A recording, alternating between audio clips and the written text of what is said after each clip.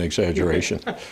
But you also wear many hats, and one of the hats you wear in New York State, you are one of the commissioners.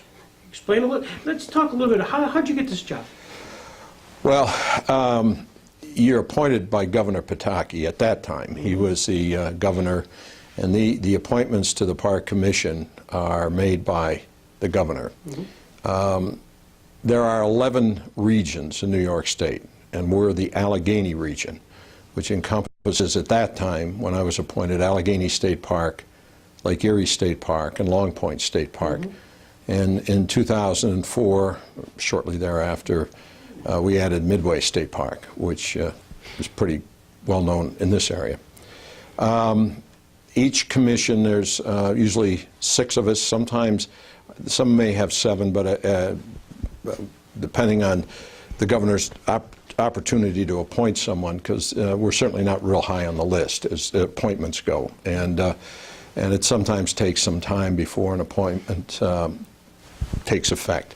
The appointments last for 7 years, and this is I'm actually a lame duck. I've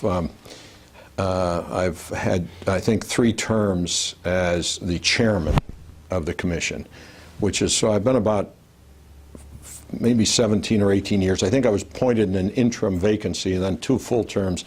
And in January of 2009, then my appointment ran out, but we'll see what happens. I know you. But I'm still acting as a chairman. And you've been active all your life in areas of outdoor sports and outdoor recreation. That comes natural. It does, and I think that's why I enjoy it so much, because I grew up, we owned a sporting goods store. So we had hunting and fishing, and we had a boat marina, and there was boats, motors, and hunting and fishing equipment, and we just, I came by it naturally, as did my family, and it was a big deal. We all would get together and hunt deer, the old-fashioned New England, where all the guys were out at the camp and that sort of thing. And, that's slowly kind of eroding, I think, over time, but that's where I obtained my interest, and so this was natural for me. What is the state of the park? What's the state of the park system in New York State? Well, at this point, it's not very good, and not through any fault of the parks. It's through the fault of this meltdown, economic meltdown that took place. I guess there's a lot of people who have different ideas who's to blame for it, but one entity I can tell you is the parks. And we have about a $355 million budget, and the parks generate about 43% of their own money for operations. So we're one of the few agencies, I think, in New York State government, we're not the only one certainly, but that, contribute to our own budget without having to go to the general fund for all of it. But, and about 2 years ago, we were able to get $100 million as one of 6, as a down payment on hopefully 6 years of $100 million from the state in a funding, they have their own funding ways of doing it, to rebuild the infrastructure of the parks. The parks were, as you know, if you go, the bridges are in trouble. We have issues with septic, water. We have to bring every facility up to handicap standards. And it's, well, it just hasn't been the money in the budget. So finally, all of the chairmen of each commission went and lobbied about 2 years ago, along with the staff, the head of staff of the parks, and we're able to get a promise that we would get that funding over a period of several years, not all at once. And we've invested about close to $200 million into infrastructure now, which was sadly needed. But with this crisis now, we're on a hold. I mean, it isn't going to happen for a period of time, and we don't know when. But I think it's important for people to understand that 55 million people go through our parks. We have about 178 state parks and 35 historic sites. We are the New York State Parks Recreation and Historic Preservation Commission. So anything historic that's set aside as a historical site is done through our oversight. And we process all grants for municipalities on behalf of the state or federal government. So if a city wanted a grant for a city park, for example, or to rehabilitate a park, that grant application would come through us, along with a lot of other ones. And so it's a pretty big entity, agency. But I think everybody knows the parks through the 178 plus parks that are out there that they use day in and day out. And I think I said 55 million people go through those parks every year.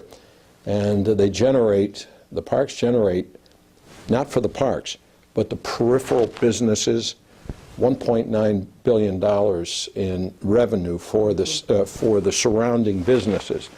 And you say, well, how do you know that? Well, the University of Massachusetts undertook a study, and they determined that about $1.9 million is generated outside of the parks by people going to the parks. And so that's an awful lot of money, and it's a 5-to-1 ratio. For every dollar that's the state invests in the parks, there's a $5 return to the businesses surrounding the park. So I mean, it makes sense, let alone the aesthetics and why people go to parks. Sure. Given the fact you're in a position, because of the economic meltdown and the budgetary crisis, and you hear Governor Patterson, slash, what's the guy in the fan in the stand, if you will, what can he do to help the process? Well, I'm glad you asked that, because on behalf of Carol Ash, we've been asked to try to mobilize people to write into Governor Patterson especially, and their assembly and senators, state senators and state assembly people, to ask them when the budget comes up to please, everybody's going to have to take a hit, Greg. I mean, we've already taken a 20% hit in 2008, 2009 up to this point. They're asking us to take another 11% hit. That's over almost a third of our budget, and that's going to necessitate closing down parks. There's no other options. Right. We've trimmed the between seasonal employees, and of course the parks operate are big in the summer.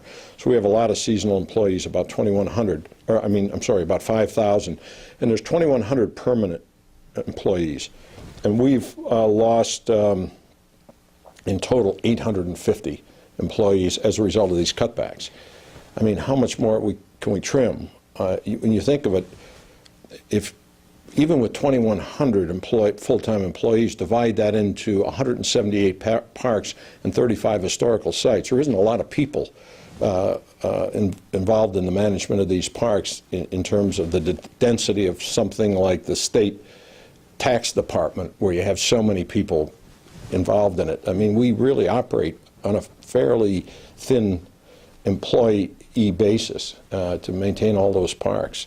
And there's a lot involved in it, besides security and the maintenance of the parks, the maintenance, the restoration, the roads, plowing, and everything that goes with that. It's an awful lot of work. Tremendous staff. They're very dedicated. You mentioned the safety aspect. I mean, the parks throughout New York State are not secured in the sense of everything's fenced in. So right, it's open areas. And we have a Parks Police Academy. It's run through the State Police, New York State Police. We didn't have it last year. Yeah.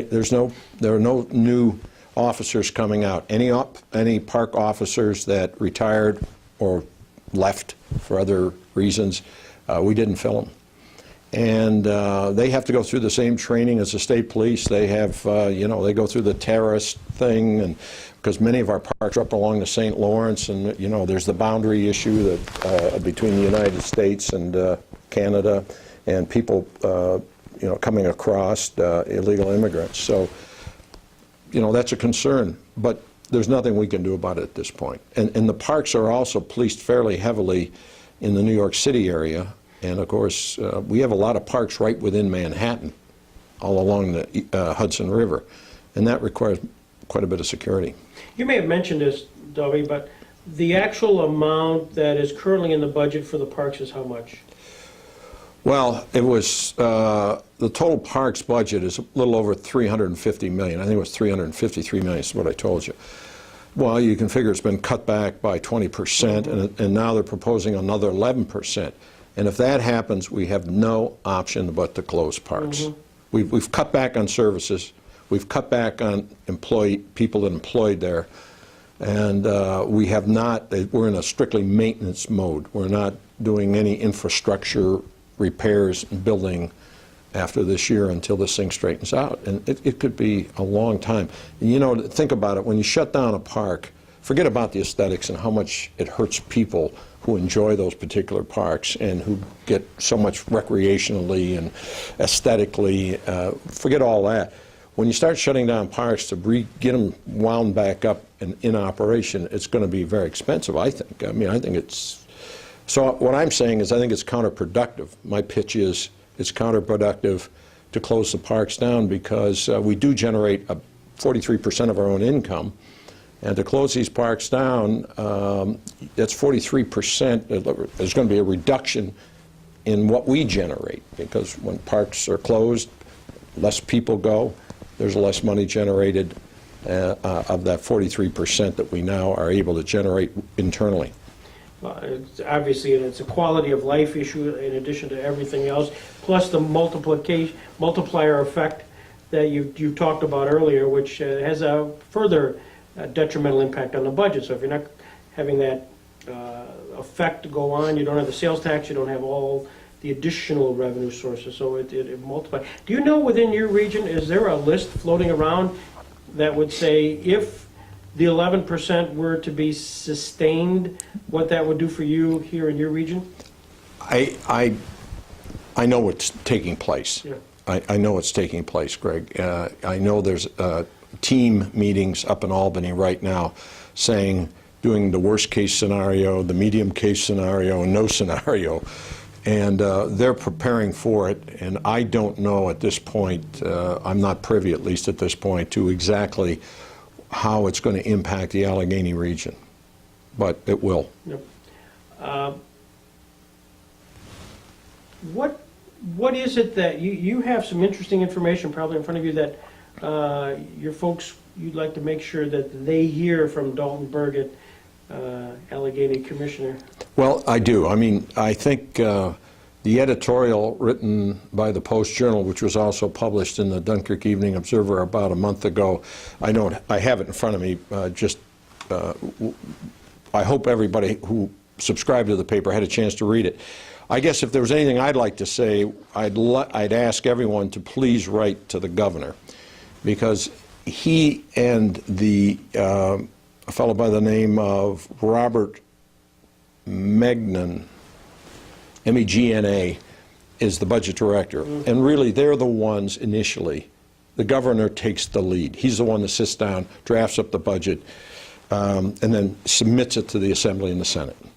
And right now, that's where we like anyone who's really interested in keeping these parks as open as we can keep them, and to keep them in operation as best we can with our present budget. Contact Governor Patterson and ask that he, doesn't hit us any harder with what we've already been hit with in terms of the 20% reduction.